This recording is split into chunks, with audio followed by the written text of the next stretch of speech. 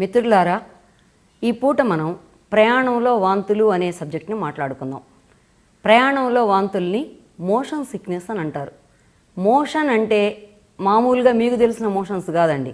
అప్పుడప్పుడు నీళ్ళ విరోచనాలు పట్టుకొని బాత్రూమ్ చెంబు పట్టుకొని ఊరికి తిరుగుతూ ఉన్నప్పుడు కూడా మన వాళ్ళు ఏం మాట్లాడతారంటే మోషన్స్ పట్టుకునే నాకని అంటారు. ఆ మోషన్ కాదు. మోషన్ అంటే కదలటం అని అర్థం.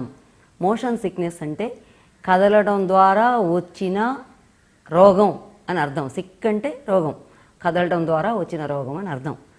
ప్రయాణం చేస్తే కదులుతాం కాబట్టి ఆ కదలటం ద్వారా వచ్చే రోగాన్ని ప్రయాణంలో వాంతులు, మోషన్ సిక్నెస్ అనే మాట వాడుతున్నాం. ఎక్కడ ప్రయాణం చేస్తే వాంతులు అవుతాయి? బస్సులో ప్రయాణం చేస్తున్నా వాంతులు అవుతాయి, ఓడలో ప్రయాణం చేస్తున్నా వాంతులు అవుతాయి. రైలు ఒక్కటి కదలదు కాబట్టి రైల్లో ప్రయాణం చేస్తే వాంతులు తక్కువగా ఉంటాయి. విమానంలో ప్రయాణం చేస్తే కూడా వాంతులు ఉంటాయి. జెట్ లాగ్ అంటారు. అసలు విమానంలో ప్రయాణం చేస్తే తిరిగి వచ్చిన తర్వాత వారం 10 రోజులు చొప్పకట్టల్లా పడి నిద్రపోతారనమాట. జెట్ లాగ్ ఉంటుంది అందులో. అంటే హై ఆల్టిట్యూడ్, ఎత్తుల్లోకి పోయి మామూలుగా మనం నివసించే సర్ఫేస్ ఉపరితలంలో కాకుండా భూమి ఉపరితలానికన్నా చాలా ఎత్తుకు పోయి హై ఆల్టిట్యూడ్లో మన శరీరం ఉండి మన బరువుని భూమి ఆకర్షణకి దూరంగా పోతాం కాబట్టి మన శరీరం బరువుని కోల్పోయి గాల్లో తేలిపోయినట్టు ఉంటుంది. కాబట్టి జెట్ లాగ్ అని వస్తుంది. ఎక్కడొచ్చినా సరే మోషన్ సిక్నెస్ అని అంటాం. ఇది ప్రయాణంలో వాంతులు అంటే అర్థం. ప్రయాణం ఎలా మనం గుర్తుపడతాం? ఇంకేంది గుర్తుపట్టేది? ప్రయాణం చేస్తున్నాం, ప్రయాణంలో వాంతులు మొదలైనవి. బళకని గక్కుతారు. చాలామంది ఇదొక్కటి అడ్డం పెట్టుకొని కిటికీ దగ్గర సీట్ అడుగుతూ ఉంటారనమాట. కిటికీ దగ్గర సీట్ ఇస్తే నేను కక్కను, నాకు వాంతులు అవుతాయండి, ప్రయాణం చేస్తే మీ ఇష్టం, కిటికీ దగ్గర సీట్ ఇస్తే కూర్చుంటా, లేకపోతే మీ మీద గక్కుతానేమో అంటే భయం పుట్టి మనమే ఖాళీ చేసిపోతాం. కిటికీ పక్కన కూర్చుంటారు. కిటికీ పక్కన కూర్చుంటే కక్కరా అంటే కిటికీ పక్కన కూర్చుంటే కూడా కక్కే అవకాశం ఉంది. ఎక్కడున్నా కక్కే అవకాశం ఉంది. బొళకమని కక్కుతూ ఉంటారు. ఏం చెయ్యాలి? తలనొప్పి ఉంటుంది, వికారం ఉంటుంది, వాంతి వచ్చినట్టు తెములుతూ ఉంటుంది. కొంతమందికి వాంతులు అయిపోతాయి. కిటికీలోంచి ఇటు మనుషుల మీద కక్కుతారు, బస్సులో కక్కుతారు, బయటికి కక్కుతారు. కొంతమంది దారి పొడవుతో కక్కుతూనే ఉంటారు.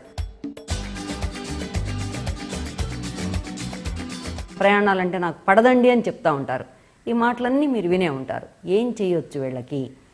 ప్రయాణంలో వాంతులు ఉన్నవాళ్ళు 2-3 పనులు చేయొచ్చు. ఒక పని ఏంటంటే ప్రయాణానికి ముందు 4-5 గంటల ముందు ఏమి తినకుండా ఉండాలి. అసలు వాంతి అంటేనే జీర్ణమండలానికి సంబంధించిన రోగం కదా. అంటే పొట్టలో ఏదైనా పదార్థం ఉంటేనేగా నువ్వు కక్కేది. ఎప్పుడైనా మీకు ఒక విషయం తెలుసో లేదో, జీర్ణమండలంలో అన్నవాహిక జీర్ణాశయంలో ఉన్న భాగమే కక్కితే ఇటొచ్చుద్ది. మహా అయితే ఆంత్రమూలం డియోడినంలో ఉన్నది వస్తుంది. అంతకు మించి కిందున్నది ఏది రాదు. కిందున్నది కింద నుంచి వెళ్తుంది విరోచనాల రూపంలో, ఇక్కడ ఉన్నది ఇటు నుంచి వస్తుంది. ఇంకా జీర్ణమండలానికి ఉన్న 2 దారులు, పైన దారి కింద దారి. పై భాగంలో ఉంటే ఇటు వస్తుంది, కింద భాగంలో ఉంటే అటు పోయిద్ది. అందుకని జీర్ణ మండలానికి వచ్చే వ్యాధి కాబట్టి కక్కుతున్నాను అంటే జీర్ణ మండలాంది. ఏం కక్కావు? తిన్నది కక్కావు. ఏం తిన్నావు? ఏదో గడ్డి తిన్నావు. ఆ తింటం మానేస్తే అయిపోతుంది. ప్రయాణం చేయాలి అనుకున్నప్పుడు చాలా ముందుగా, అంటే ఒకసారి తింటే అన్నవాహిక జీర్ణాశయంలో ఉన్న ఆహారం అంతా ఆంత్రమూలంలోకి దిగటానికి పట్టే టైం 4 గంటలు. అందుకే ఆపరేషన్లు చేసేటప్పుడు, మత్తు మందులు ఇచ్చేటప్పుడు, ఇట్లాంటప్పుడు అంతా ఏం చెప్తారంటే 4 గంటల ముందు తినగాకు అంటారు. ఎండోస్కోపీ, కడుపులో గొట్టం వేసి పరీక్షలు చేసేటప్పుడు పొద్దున్నే గ్యాస్ ట్రబుల్ ఉంది, పొట్టలో పుండు ఉంది అన్నప్పుడు డాక్టర్ దగ్గరకు పోతే 4 గంటల ముందు నుంచి ఏం తినకుండా ఉన్నావా అంటాడు. తినలేదని చెప్తాం. తిన్నాను బ్రేక్ఫాస్ట్ అంటే డాక్టర్ నీ కోసం కూర్చోడు కాబట్టి పెరినారం అనే ఇంజక్షన్ వేస్తాడు, మెటోక్లోప్రమైడ్ ఇంజక్షన్. వేయగానే పొట్టలో ఉన్న పదార్థం అంతా కిందకి దెబ్బతో పరిగెత్తుద్ది అనమాట. అప్పుడు ఆయన పని సులభం అవుతుంది. ఎండోస్కోపీ గొట్టం వేసి పరీక్ష చేసుకుంటాడు. ఈ కారణాల రీత్యా 4 గంటల ముందు ఏమీ తినకుండా ప్రయాణం చేయాలి. అంతకుముందు ఏమైనా తినొచ్చు. కొంతమంది ఏం చేస్తారంటే ప్రయాణం చేసే ముందు ముక్కు దగ్గర నిమ్మకాయలు పెట్టుకుంటారు అనమాట. చేతిలో నిమ్మకాయ పెట్టుకొని నిమ్మకాయని నలుపుకుంటూ వాసన చూసుకుంటూ పోతారు. అంటే నిమ్మకాయ వాసన చూస్తే వాంతి రాదు అని వాళ్ళ నమ్మకం. నిమ్మకాయ వాసన చూస్తే వాంతి వస్తుందో లేదో నాకు తెలియదు, కానీ పక్కన కొంతమందికి కొన్ని వాసనలు పడకొస్తాయి వాంతులు ప్రయాణంలో. కదలికతో మాత్రమే కాకుండా బండికి పోసినా, యంత్రానికి పోసినా, కారుకు పోసినా, పెట్రోలు, డీజిల్ అలాంటి వాసనల వలన కూడా వస్తుంది. మనిషి కదిలేటప్పుడు చాలా వేగంగా ముందుకెళ్తుంటాం, వస్తువులు వెనక్కి వెళ్తూ ఉంటాయి. రైల్లో ప్రయాణం చేసేటప్పుడు రైలు ముందుకెళ్తుంది, రైల్లో కూర్చున్న మనం ముందుకెళ్తూ ఉంటాం. కనిపించేవన్నీ, కిటికీలోంచి కనిపించేవన్నీ కొండలు, గుట్టలు, చెట్లు, తాడు చెట్లు అన్నీ వెనక్కి చాలా శరవేగంతో వెనక్కి వెళ్ళిపోతున్నట్టు కనిపిస్తాయి. అంటే నిజంగా అవన్నీ కదులుతాయా? ఇళ్ళు, వాకిళ్ళు, కొండలు, చెట్లు కదలవు కదా. కానీ మన కంటికి అలాంటి భ్రాంతి కలుగుతూ ఉంటుంది అనమాట. అట్లాంటి భ్రాంతులు కలిగే సందర్భాలు చాలా ఉంటాయి. పొద్దున్నే మనం నిద్రలేస్తే ఏం కనిపిస్తుంది? సూర్యుడు అక్కడ పుట్టి అక్కడ నుంచి పైకి నడిచేస్తున్నట్టు కనిపిస్తుంది. నిజానికి భూమి తిరుగుతూ ఉంటుంది, సూర్యుడు కదిలిపోతున్నట్టు, చంద్రుడు కదిలిపోతున్నట్టు మనకు భ్రమలు కలుగుతూ ఉంటాయి. భ్రమకి వాస్తవానికి అలాంటి తేడా ఉంటుంది. ఇక్కడ రైల్లో ప్రయాణం చేసేటప్పుడు కూడా అవన్నీ కదిలిపోయినట్టు ఫీలింగ్ కలుగుతుంది. కాబట్టి దాన్ని మెదడు రిసీవ్ చేసుకోలేక అట్లాంటి టైంలో కూడా రైల్లో ప్రయాణం చేసే వాళ్ళకి కూడా వాంతులు అవుతాయి. ఏం చెయ్యాలి? వాసనలు, రకరకాల వాసనలతో వాంతులు అవుతాయి అన్నాను. ఈ కదిలిపోవటంలో కలిగే స్పీడ్ వలన కూడా వాంతులు అవుతాయని మాట్లాడుకున్నాం. గిట్టని వాసనలు, దుమ్ము, ధూళి, ఇంజన్ వేడి, ఇంజన్ రొద, అక్కడ కలిగించే శబ్దాల యొక్క స్థాయి, ఇవన్నీ కదిలిపోయే వస్తువులు, ఇవన్నీ మనకి మెదడుని అల్లకల్లోలం చేసి వాంతి అనే దాన్ని బ్రెయిన్లో ఉన్న మిడ్ బ్రెయిన్ మధ్య మెదడులో ఉన్న వామిటింగ్ సెంటర్ని స్టిమ్యులేట్ చేసి వాంతిని రప్పిస్తాయి అన్నమాట. పొట్టలో ఉన్న పదార్థం బయటికి పోయినాక తలనొప్పి అన్నీ తగ్గిపోతాయి. ఏం చేయాలి ప్రయాణం చేసేటప్పుడు? 4 గంటల ముందు తినొద్దని చెప్పాను. ఇంకొక జాగ్రత్త ఏం పడవచ్చు అంటే ప్రోమెథజిన్ అనే మందు. ప్రోమెథజిన్ మార్కెట్లో ఎమిన్, అవోమిన్, ఫినర్గాన్ అనే పేరుతో మార్కెట్లో దొరుకుతుంది. ఒక్క మాత్ర కొనుక్కొని ప్రయాణం చేసేవాళ్ళు, ప్రయాణంలో వాంతులు అయ్యేవాళ్ళు అవోమిన్ ఒక మాత్ర మింగి తినకుండా ఉండాలి, మాత్ర కూడా మింగాలి. మరి తినకుండా ఉన్నాం, నీళ్లు తాగుతాం కదా ప్రయాణంలో, ఎండాకాలం నీళ్ళన్నా దాక్కుంటూ పోవాలి కదా, మంచినీళ్ళు కూడా దాక్కుండా ఎట్లా ఉండాలి? ఎంతో ప్రయాణం 200-300 కిలోమీటర్లు అంటే దారి పొడవుతే నీళ్లు దాక్కుంటూ పోవాలి.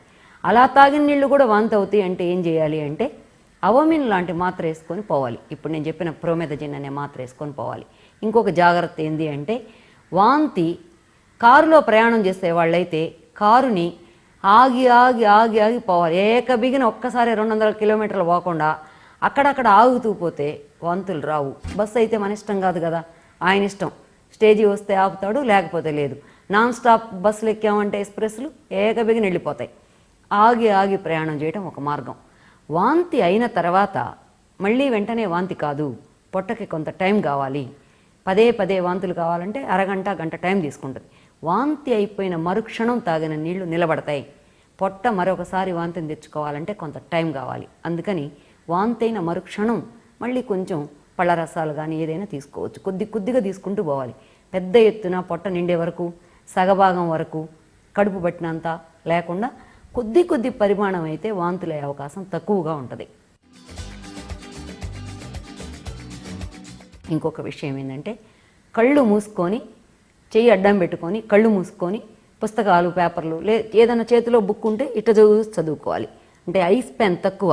దగ్గరలో ఉన్న వస్తువులు చూస్తే వాంతి రాదు. బాగా దూరంలో ఉన్న వస్తువులు చూస్తే కూడా వాంతి రాదు. దూరం అంటే ఏంది?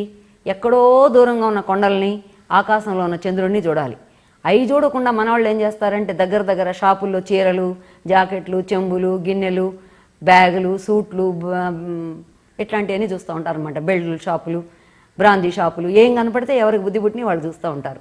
బస్సు పోయేటప్పుడు రోడ్డుకి 2 వైపులా ఉన్న షాపింగ్ కాంప్లెక్స్ని ఎంత ఆకర్షణీయంగా ఉన్నా, సినిమా హీరోల పోస్టర్లు ఉన్నా, ఏమున్నా కూడా ఈ దగ్గరలో ఉన్నాయి చూడకుండా ఉండాలి. చూస్తే దగ్గరగా బుక్, లేదా దూరంగా ఉన్న వస్తువులు చూస్తే వాంతి రాదు. అవైతే కొనమని అడగవు. కొండని చూస్తే నన్ను కొనుక్కుపో అందు, చంద్రుడిని చూస్తే నన్ను కూడా కొంటావా లేదా అని అందు.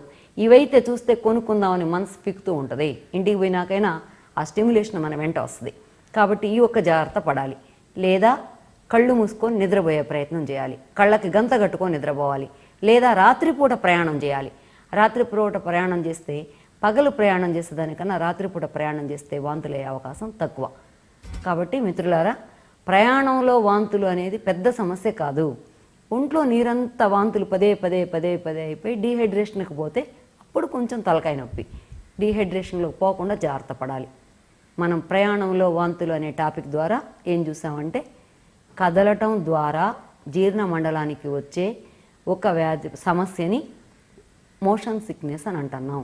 దీంట్లో తలనొప్పి, వికారము, వాంతి, తెమలటము, వీటితో పాటు డీహైడ్రేషన్కి లోనవటం లాంటి సమస్యలు ఉంటాయి, కనుగుడ్లు గుంజినట్లు ఉంటాయి.